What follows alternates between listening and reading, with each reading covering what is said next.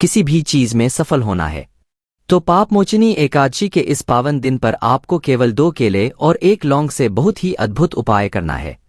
आज के दिन आपको गौ माता को एक ऐसी अद्भुत चीज भी खिलाना है जिससे आपका सोया हुआ भाग्य चमकेगा, जीवन में आपको सुख की प्राप्ति होगी और भगवान का आशीर्वाद प्राप्त होगा। साथ ही साथ भगवान विष्णु का भी पूजन करना है। इस वीडियो में हम आपको विशेष उपाय बताएंगे। जो आपको उपाय करना है वो आप कर सकते हैं। सर्वश्रेष्ठ उपाय है चैत्र माह के कृष्ण पक्ष की एकादशी को पापमोचनी एकादशी के नाम से जाना जाता है। मान्यता यह है कि इस दिन भगवान श्री हरि विष्णु की पूजा और व्रत करने से व्यक्ति को हर कार्य में सफलता मिलती है, यानी कि आजीवन धन की प्राप्ति होती है, साथ ही मृत्यु के पश्चात मोक्ष की प्राप्ति भी होती है। इस बार पापमोचनी एकादशी पर आज के दिन यानी कि सर्वार्थ सिद्धि योग, द्विपुष्कर योग, शिव योग और सिद्ध योग का निर्माण भी हो रहा है। इसलिए इस एकादशी पर जो भी पूजन उपाय हम करेंगे कई गुना अधिक पुण्य फल की हमें प्राप्ति होगी। पापमोचनी एकादशी बड़ी से बड़ी विपदा से भी छुटकारा दिलाती है।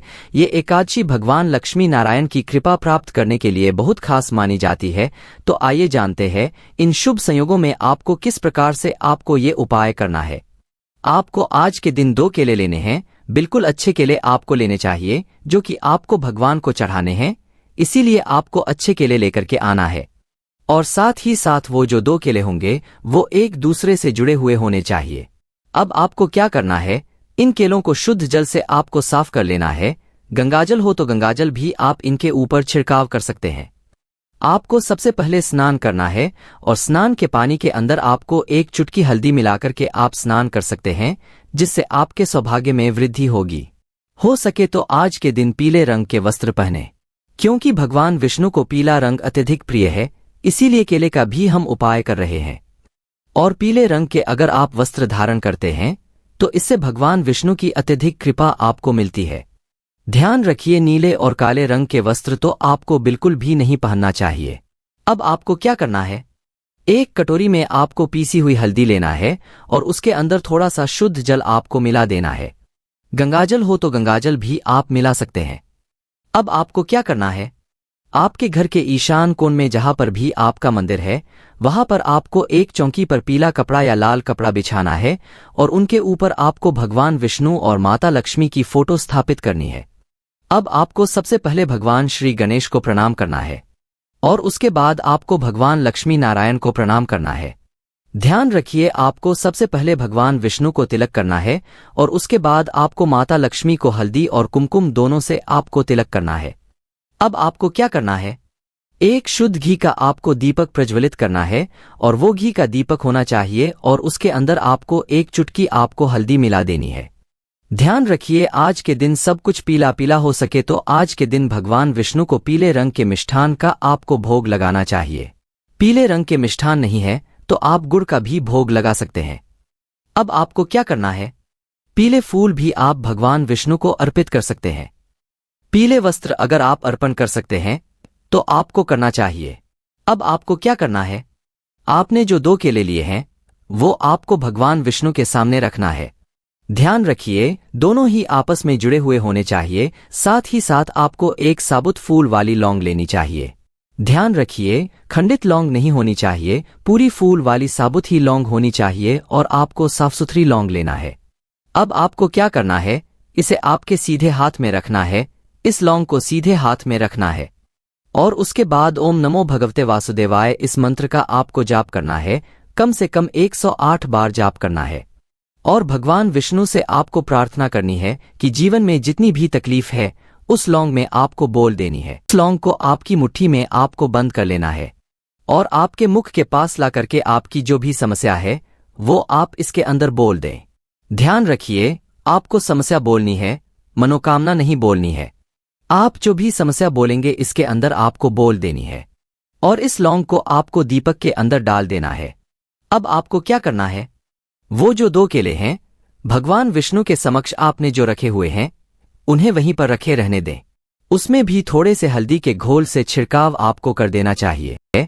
वहीं पर बैठकर ओम नमो भगवते वासुदेवाय का 108 बार जाप करना चाहिए।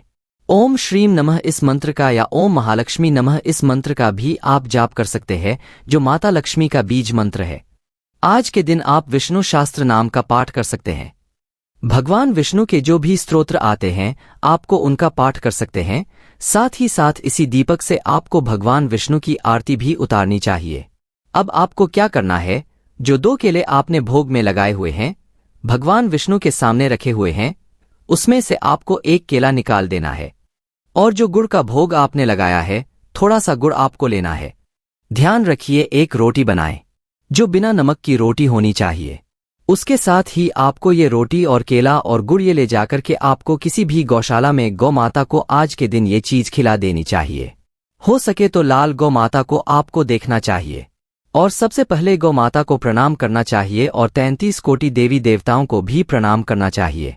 देखिए शुक्रवार का विशेष दिन है, इसलिए लाल गौ माता, अगर आप लाल गौ माता को आज के दिन ये चीज खिलाते हैं तो इससे भगवान गणेश की भी विशेष कृपा मिलती है, क्योंकि आज के दिन शुक्रवार है और शुक्रवार जो है माता लक्ष्मी को समर्पित होता है। इस रोटी के साथ साथ 1 केला और गुड़ गौ माता को आज के दिन आपको खिलाना चाहिए। केला जो होता है वो भगवान विष्णु को अत्यधिक प्रिय होता है, इसीलिए आज के दिन अगर हम गौ माता को केला खिलाते हैं तो इससे हमारे जीवन के सभी संकट जो हैं वो दूर हो जाते हैं। ध्यान रखने वाली बात यह है कि जब आप गौ माता को ये चीज खिलाएंगे, केला खिलाएंगे, तो आप आपकी मनोकामना ही बोलेंगे। देखिए आपने जो समस्या है वो आपने लौंग में बोली थी, अब आपकी जो मनोकामना है वो आप इस केले को खिलाते हुए आपको बोलनी है। और साथ ही साथ ओम नमो भगवते वासुदेवा का आपको जाप करना है। गौ माता में विराजमान 33 कोटि देवी देवताओं को आपको प्रणाम करना है। इस प्रकार से आज आप केला, रोटी और गुड़ तीनों चीज खिलाते हैं तो भगवान गणेश की भी विशेष कृपा आपको मिलती है। साथ ही साथ 33 कोटि देवी देवताओं को भोग लगाने का आपको पुण्य फल की प्राप्ति होती है। इस प्रकार से आपने 1 केला गौ माता को खिला दिया। ध्यान रखिए जो दूसरा जो केला है वो आप सभी को प्रसाद के रूप में बांट सकते हैं। आप अगले दिन भी वो केला खा सकते हैं। इस उपाय को करने से मां लक्ष्मी की कृपा प्राप्त होती है, दान संबंधित परेशानियां दूर होती हैं। भगवान श्री हरि विष्णु अपने भक्तों के हर कष्ट को दूर कर देते हैं। और यदि आप ये उपाय पूरी पूर्णता से, पूरे शुद्धता से अगर ये उपाय करते हैं, पूरी श्रद्धा से ये उपाय करते हैं, तो आपको शुभ फल की प्राप्ति भी होती है। ध्यान रखिए दीपक के अंदर जो लौंग आपने डाल रखी है वो आप उसे किसी भी पेड़ पौधे के नीचे आप रख करके आ जाए। इस प्रकार से आपको ये उपाय करना है। ध्यान रखें आपको इधर उधर वो लौंग नहीं फेंकनी है, इस बात का विशेषकर ध्यान रखें। इस उपाय को करने के साथ साथ ध्यान रखें आप जो भी भोग आज के दिन भगवान विष्णु को लगा रहे हैं उसमें आपको तुलसी दल अवश्य मिलाना है। एकादशी का दिन भी है तो आपको आज के दिन तुलसी जी को स्पर्श नहीं करना है, तो आज के दिन आपको तुलसी दल को नहीं तोड़ना है। विशेषकर इस बात का ध्यान रखें पुरानी तुलसी का भी उपयोग आप कर सकते हैं, शुद्ध करके आप उपयोग में ले सकते हैं, तो आपको तुलसी दल भी अवश्य मिलाना है। तो इस प्रकार से आज का ये अद्भुत उपाय करना है और आपकी समस्याओं का अंत होगा, साथ ही साथ आपकी मनोकामनाएं वो भी परिपूर्ण होगी।